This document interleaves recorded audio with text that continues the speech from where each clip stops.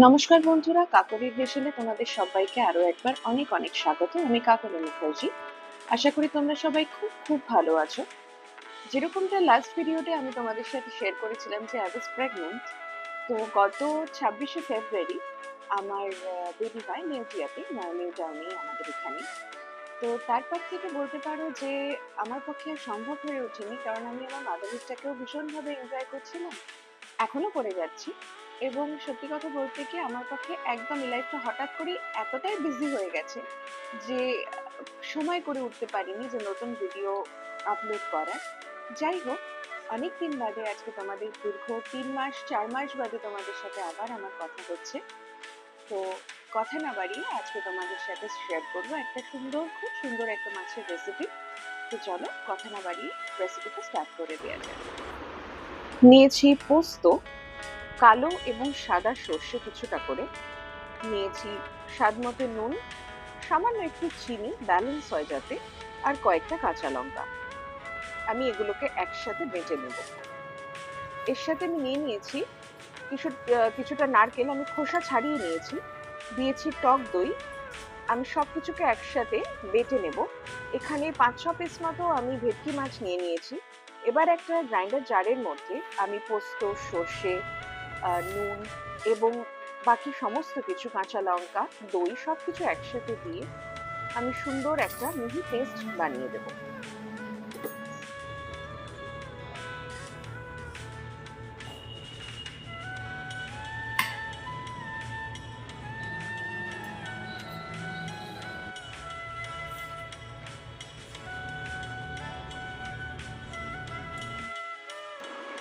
আমি একটা বড় দেখে বাটি নিয়ে নিয়েছি, কারণ মাছের পিসগুলো যেহেতু বড়, সেই জন্য আমি একটা বড় পাত্র নিয়েছি যাতে সুন্দরভাবে আমি তার মধ্যে সাজিয়ে দিতে পারি মাছগুলোকে।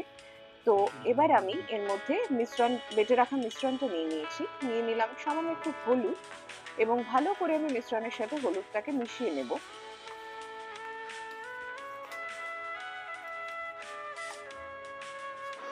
সবকিছু সুন্দরভাবে মিশে গেছে। এখন আমি এর মধ্যে দিয়ে দেব পরিমাণ মতো সর্ষের তেল। সর্ষের তেল দিয়েও আমি খুব সুন্দর করে সবকিছু একসাথে মিলিয়ে নেব।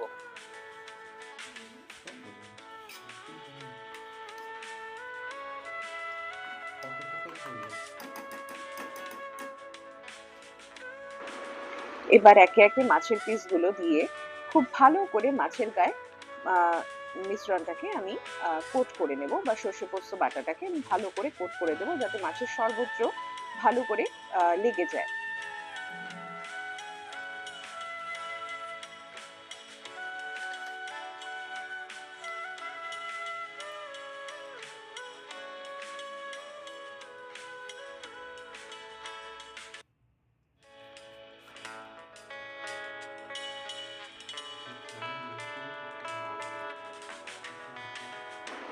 সবগুলো খুব ভালো করে মাছ মাখানো হয়ে গেছে।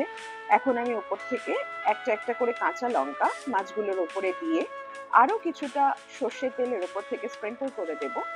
দেওয়ার পর আমি এটাকে প্রায় 25 মিনিট 20 মিনিটের জন্য, কারণ ভেটকি মাছ খুব বেশি টাইম লাগে না রান্না করতে, তো তাই জন্য আমি মোটামুটি 15 মিনিট থেকে 20 মিনিটের মতো আমি ভালো করে ঢাকা চাপা দিয়ে আমি এটাকে ভাপে বসিয়ে দেবো।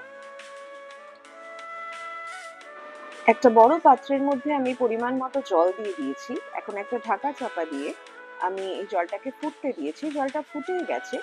এবার আমি এর মধ্যে টিফিন কৌটোটাকে বসিয়ে দিয়ে ভালো করে ঠিকমতো প্রেস করে দিয়েছি, এবং ওপর থেকে একটা মোটা হামাল দিস্তা আমি দিয়ে দিয়েছি যাতে জলটা যখন টিফিন কৌটোর ভেতরে ঢুকে না যায়।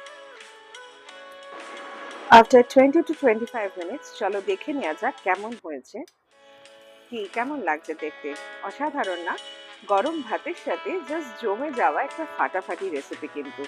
দেখে জিভে জল আসছে তো? আমি তোমাদেরকে সার্ভ করে দেখিয়ে দিচ্ছি যে কেমন হলো ডিশটা। এমন একটা রেসিপি গরম ভাতের পাতে, আহা! ছুটির দিনগুলো যেন জমে যাবে। সো কেমন লাগলো ডিশটা জানাতে কিন্তু ভুলো না। একটা কমেন্ট করে জানিও। যদি ভালো লাগে তাহলে একটা লাইক করে দিও, আর যদি খুব ভালো লাগে তাহলে সাবস্ক্রিপশনের অপেক্ষায় রইলাম। সুস্থ থাকো তোমরা সবাই, তোমরা খুব ভালো থাকো।